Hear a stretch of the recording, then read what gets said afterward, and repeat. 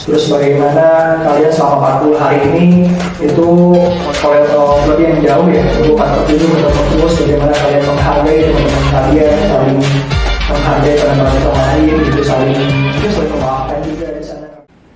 Assalamualaikum, halo teman-teman podcast, balik lagi bersama kami dalam Pateta EduTalks, sebuah podcast inspirasi yang akan memotivasi teman-teman dalam bidang akademik yang diselenggarakan oleh Departemen Pendidikan dan juga Prestasi BEM Pateta IPB University. Nah teman-teman, pada Pateta EduTalks episode 2 ini kita akan membahas sebuah kegiatan yang sangat identik dengan mahasiswa nih. Apa ya, bisa tebak? Ya benar banget, KKN. Apalagi buat teman-teman yang angkatan 57 nih yang bentar lagi akan menghadapi KKN. Nah di sini kita akan mengupas tuntas apa sih itu KKN, apa aja mekanismenya dan apa aja yang perlu teman-teman siapkan. Nah bersama saya Olga Palestinsi Putri Zamili dan juga narasumber hebat kita pada hari ini yaitu ada Bang Avicenna Lukman atau akrab dipanggil dengan Bang Ticen. Halo Bang. Halo Berta. Wah gimana nih Bang, kayaknya hari ini semangat banget ya? Iya jelas, apalagi kan podcastnya bareng anak-anak di kelas ya, jadi semangat banget. Bener banget. Gimana nih Bang kesibukannya? Udah lama kita nggak ketemu ya Bang? Iya udah lama, kebetulan ini guanya aja yang jalan kampus lah. Oh, lagi sibuk apa nih Bang? Magang? Sekarang kebetulan sibuknya lebih ke tugas akhir aja sih, bukan tugas akhir. Tugas akhir. Berarti hari ini kan kita mau bahas KKN ya Bang? Iya. Nah, Abang kan pasti udah berpengalaman ya di KKN nih. Iya. Nah, kebetulan nih Bang, aku juga mau ngasih informasi kalau tanggal 27 Mei 2023 jam 9 sampai tanggal 28 Mei 2023 jam 4 itu ada pemilihan lokasi KKN nih Bang. Oh iya. Tapi sayangnya Bang, banyak banget nih teman-teman 57 itu yang masih bingung nih Bang, lokasi KKN-nya tuh pilih di mana. Iya. Nah, mungkin dari Bang Pincang nih yang punya tips and trick memilih lokasi atau Abang ada rekomendasi nih lokasi KKN, boleh Bang? Oke, kebetulan terkait lokasi juga gue sempat lihat juga di Twitter dan juga di mungkin media sosialnya seperti lagi rame nih teman-teman yang emang anak-anak 57 itu emang lagi rame nanya ini rekomendasi, bukan lebih nanya ke tempat-tempat yang hari ini reviewnya mungkin kayak gimana tahun kemarin. Nah kebetulan di tahun kemarin itu cara pemilihannya dan lokasinya itu kurang lebih sama kayak KRS War. Kalau misalkan teman-teman biasa milih KRS ataupun teman-teman yang khususnya mungkin ya, kan kalau yang Taigan itu udah paketan aja dengan KRS. Ini kalau yang di luar Taigan ataupun IPB kalau misalnya juga itu paketan, itu juga udah terbiasa dengan KRS War ya. Dan itu kurang lebih sama kayak dengan pemilihan KKN. Jadi nanti dari IPB-nya sendiri itu dari KPPM namanya, itu nama bagian dari rektorat yang memang mengurusi terkait KKN ini, mengabdi masyarakat, itu nanti bakal istilahnya membuka banyak daerah yang memang tersedia buat pemilihan tempat KKN-nya. Itu di seluruh Indonesia? Iya, seluruh Indonesia. Tapi mungkin lebih banyaknya emang di Pulau Jawa kayak gitu. Dan tahun kemarin itu emang ada juga beberapa di luar Jawa, tapi emang mostly kebanyakan di Pulau Jawa kayak gitu. Nah dulu sistemnya itu biasanya dari KPPM itu mendata dulu di setiap daerahnya ada berapa desa atau ada berapa kecamatan misalnya siap dan bisa untuk dipenuhi buat KKN, ditempati lah istilahnya.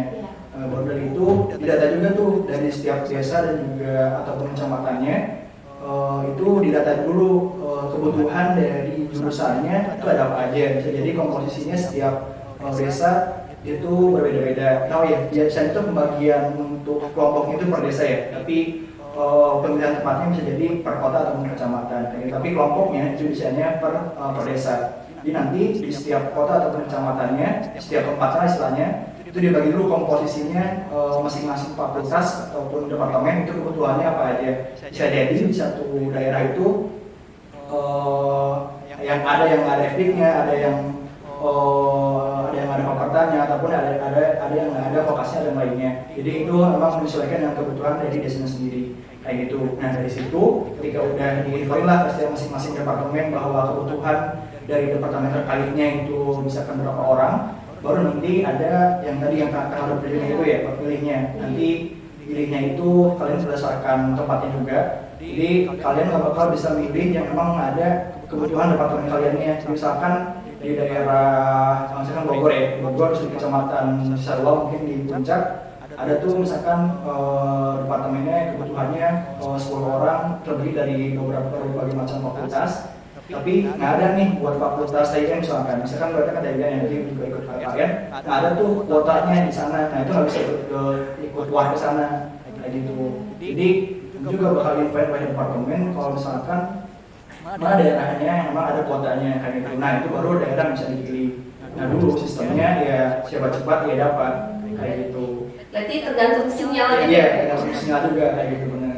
Jadi tipsnya siapkan sinyal Iya. teman-teman ya. Itu mau nggak mau itu sesuatu yang harus harus disiapkan juga karena kalian warnanya juga real time gitu, jadi sesuai dengan nomor waktu. Jadi sinyal juga sangat berpengaruh kayak gitu. Kalau emang kalian punya daerah yang ingin kalian tuju, yang kalian mau lah istilahnya, mau nggak mau, ya kalian harus bertarung sama sinyal kayak gitu. Benar. Terus kalau rekomendasi tempat KKN dong? Kalau rekomendasi sendiri itu sebenarnya balik lagi ke kebutuhan dan kepentingan kalian mau kayak gimana.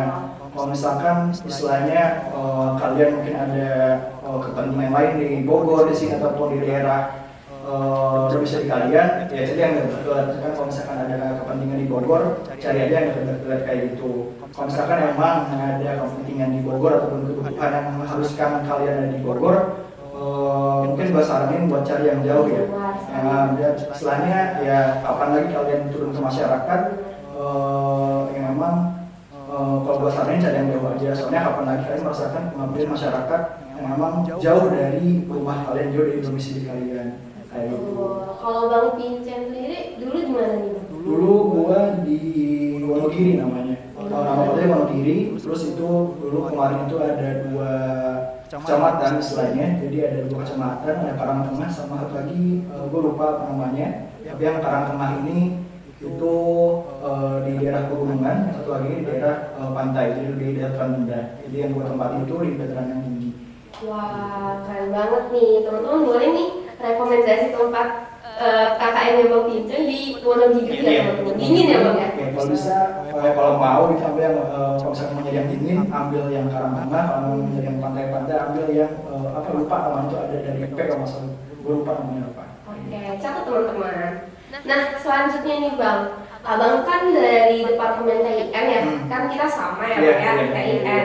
Nah, gimana nih Bang, pas di KKN itu, apakah ilmu yang selama ini udah kita pelajarin itu kepake nggak di proyek KKN itu? Sangat terpakai. Jadi sebenarnya dengan nama kita dari yang berasal dari Institut Pertanian Bogor, dengan nama itu masyarakat di sana tuh lebih mengenal ke nama pertaniannya. Ini mau nggak mau apapun departemen kalian, apapun jurusan kalian itu harus setidaknya tahu dasar-dasar dari pertanian. Dan untungnya kalian di IPB itu kan sebelum masuk ke departemen masuk juga dulu ke yang namanya PPKU dulu zaman sekarang namanya jadi berubah jadi PKU. Itu kan dipelajari juga dasar-dasar dari ilmu pertanian. Nah kebanyakan karena emang masyarakat sana tuh nggak begitu tahu dan banyaknya jurusan dari kita, tapi tahunya dengan pertanian. Jadi mereka terkadang berharap banyak dengan apa yang ada di pertanian. Tapi kalau secara khusus di teknologi industri pertanian sendiri, yang jurusan yang gue ajarin sekarang, itu balik lagi ke program yang memang diusung sama-sama kelompok kalian. Jadi kalau misalkan emang di programnya itu emang dari ya hasil survei ke lapangan lah, di awal-awal kan pasti kalian survei dulu, itu apakah nanti ada yang memang berkesinambungan dengan TIN, dimana kan kalau TIN kan mungkin jantung TIN itu pengolahan ya, nilai tambah, dimana kalian bisa mengolah dari hasil pertanian jadi produk kayak gitu. Kebetulan waktu kemarin gue KKN di Wonogiri itu ada yang memang membutuhkan ilmu yang ada dari yang gue dapat di TIN kayak gitu, mengolah produk lah istilahnya kayak gitu. Jadi punya nilai jual lebih gitu ya Bang. Kayak gitu. Oke, berarti nggak sia-sia lah ya, kita selama ini begadang-begadang laprak ya. Iya, sia-sia. Oke, lanjut nih Bang. Pastinya teman-teman 58 ini kan bentar lagi mau KKN ada rasa takut ya. Nah, pasti banyak tantangan tuh pas KKN. Terus apalagi pernah ada film itu yang film KKN gitu ya. Jadi gimana nih Bang tantangan selama Abang menjalani KKN itu sendiri? Oke, kalau tantangan sendiri Yang pasti pertama masalah kultur ya mungkin ya, masalah kultur dan juga kebiasaan. Terlebih jika kalian memilihnya dan juga mendapatkannya tempat KKN yang memang berbeda kulturnya dengan kalian yang biasa menjalani. Seperti misalkan kalian yang memang berasal dari Jawa Barat terus mengambil yang Jawa Tengah, kan itu cukup berbeda ya kulturnya, dan juga mungkin dari segi bahasa juga berbeda. Jadi mungkin tantangan pertama itu masalahnya di masalah kultur dan juga di masalah komunikasi, mungkin ya, komunikasi bahasa lah istilahnya. Jadi mungkin ada beberapa daerah yang mungkin nanti akan berbeda kultur dan juga bahasa komunikasinya. Mau nggak mau kita yang sebagai tamu di sana, kita yang menyesuaikan terlebih dahulu dengan kultur dan budaya di sana. Jangan sampai nanti malah kita yang ributin di sana kayak gitu. Itu mungkin tantangan yang pertama lah, mungkin yang pasti itu pasti kan jalan. Pasti ada ya Bang ya. Mau kalian itu apa ya istilahnya, kalian asli Jawa Barat, nanti dapat juga Jawa Barat, pasti ada perbedaan kultur, walaupun memang beda sedikit mungkin kayak gitu. Tapi intinya adalah perbedaan kultur itu tantangan yang pertama. Itu mau nggak mau kalian sebagai mahasiswa, apalagi sebagai tamu, itu kalian sendiri yang menyesuaikan. Jadi mungkin di minggu awal, mungkin sepertiga awal pasti kalian perlu menyesuaikan dulu dengan masyarakat di sana kayak gitu. Itu yang pertama, pastinya dengan kultur dan juga budaya. Terus mungkin tantangan yang kedua terkait masalah makanan juga, itu kan bagian dari kultur juga ya. Atau nanti dapat makanan yang berbeda kayak gitu. Terus apalagi ya tantangan di sana, komunikasi juga terkait kultur dan juga budaya berbeda. Ada slack nggak tuh Bang pas ngerjain projectnya sama teman-temannya? Iya. Itu pasti ada juga. Pasti ada ya. Karena pertama, karena kalian mungkin ini khususnya yang jauh juga ya, yang mendapatnya yang jauh. Karena gue dapat yang jauh, karena kalian selama 24/7 bahkan kali 40 hari itu kalian bertemu terus, mau nggak mau pasti itu ada slack, pasti ada ya saling bersama lah itu pas menjalani program. Tapi justru karena itu juga itu gimana cara kalian sebagai mahasiswa lah buat menyelesaikan masalah itu. Terlebih dengan adanya proyek masyarakat, kalian juga harus bisa menyelesaikan masalah di internal kalian sendiri. Gitu. Wah keren banget ya, banyak ya tantangannya teman-teman. Saya sekarang bisa diantisipasi nih tantangan-tantangan tersebut ya teman-teman. Nah selanjutnya nih Bang, kan aku yang belum KKN cuma tahu KKN itu ya kayak bikin project kan gitu. Nah tapi sebenarnya KKN tuh kegiatannya tuh lebih detailnya tuh kayak mana sih Bang? Lebih detailnya ya namanya juga pengabdian ya, pengabdian ke masyarakat. Jadi intinya itu kalian bagaimana memberikan suatu impact yang lebih ke masyarakat dengan program-program yang kalian tuju. Biasanya tiap tahun itu ada temanya per tahunnya. Ada temanya. Biasanya kalau masalah itu ada temanya per tahunnya. Jadi setiap tahunnya itu nanti di setiap kelompok itu dari LPPM biasanya memberikan tema lah secara general apa yang harus kalian lakukan di KKN itu. Kebetulan kan tahun kemarin itu karena baru beres COVID banget, jadi temanya masih ada agak sangkut pautnya dengan COVID. Jadi bagaimana mengembalikan ekonomi dan juga hal-hal lainnya dari pasca COVID lah kayak gitu, itu tahun 2. Nah dari situ barulah kalian merencanakan proyeknya, bagaimana caranya supaya si program yang kalian lakukan tuh bisa bermanfaat ke masyarakat. Tapi itu kan perkiraan gue di awal kayak gitu ya. Jadi sebenarnya kalau bagi gue sendiri lebih banyak kita yang belajar dari masyarakatnya daripada kita yang memberikan impact ke masyarakatnya. Walaupun sebenarnya harusnya kalian yang lebih banyak impact lah ke masyarakatnya kayak gitu. Cuma pasti nanti setelah panjang perjalanannya kalian juga bakal banyak belajar dengan masyarakat di sana kayak gitu. Entah itu dari bertaninya atau mungkin cara budayanya atau secara menjalankan ekonomi di sana kayak gimana, itu juga kalian pasti belajar. Tapi sebagai mahasiswa yang punya misi lah, misi pengabdian ke masyarakat, kalian juga harus memberikan impact gitu ke masyarakatnya kayak gitu. Oke, jadi itu ya teman-teman detail dari KKN. Nah ada lagi nih Bang, suka duka selama KKN Bang, itu gimana? Oke, suka dukanya ini mungkin yang gua rasakan secara khusus ya, karena gua itu dapat daerahnya itu dari yang jauh, itu di Wonogiri Jawa Tengah, jauh dari Bogor pun jauh dari asal gua tinggal di Tasikmalaya.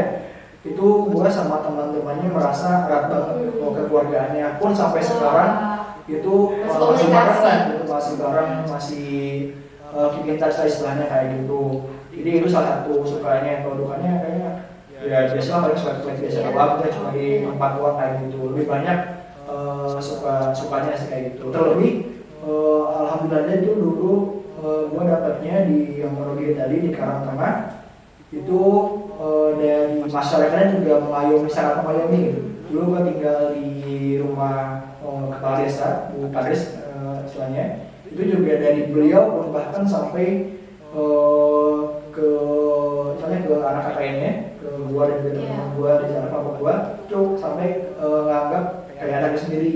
Wah, gitu. benar-benar dirangkul ya, Pak Iya, ya. benar dirangkul. Tapi ini nggak bisa disamaratakan ya, karena kan KKN itu banyak juga daerahnya, iya, nggak semuanya. Jadi pasti pengembangan beda-beda juga. Betul. Tapi yang mewakilkan kemarin itu kayak gitu, baik dari teman-temannya dapat ataupun dari masyarakatnya, alhamdulillah itu sangat membantu dan sangat dekat banget lah sama kitanya, akrab lah. Oke, berarti seru banget nih ya KKN alhamdulillah ya. Terus aku ada pertanyaan nih Bang, gimana kalau ternyata proyekan itu tuh belum selesai sampai batas waktu KKN selesai itu?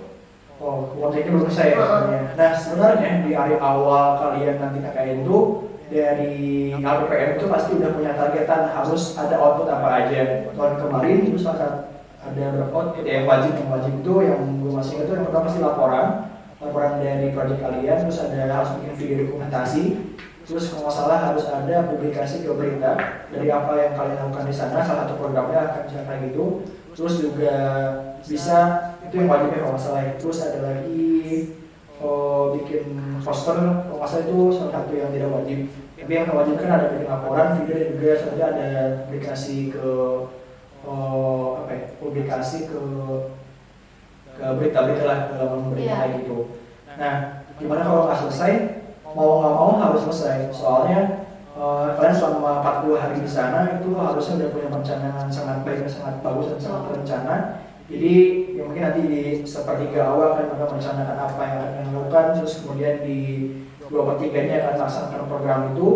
Terus nanti di mungkin 3/3 akhirnya baru nanti sepertiga akhirnya itu baru musim laporannya kayak gitu. Jadi kalau nggak selesai ya ntar dapat mereka kayaknya ya kecil gitu. Jadi mau nggak mau ya, jadi mau nggak mau ya program yang kalian laksanakan, yang kalian rencanakan. Jadi makanya ketika kalian rencanakan pun kalian harus pikir, karena kalian terbatas waktu di sana, nggak selamanya kalian di sana. Terus kalian rencanakan supaya si program yang kalian kerjakan itu selesai pada waktunya kayak gitu. Oke. Mungkin ada pertanyaan yang mungkin agak keluar ya ini. Boleh. Ada nggak sih cerita mungkin benar-benar lucu banget yang terjadi selama KKN gitu Bang? Cerita lucu sebenarnya kayak banyak nih, tapi Ini boleh satu aja nih Bang. Bentar.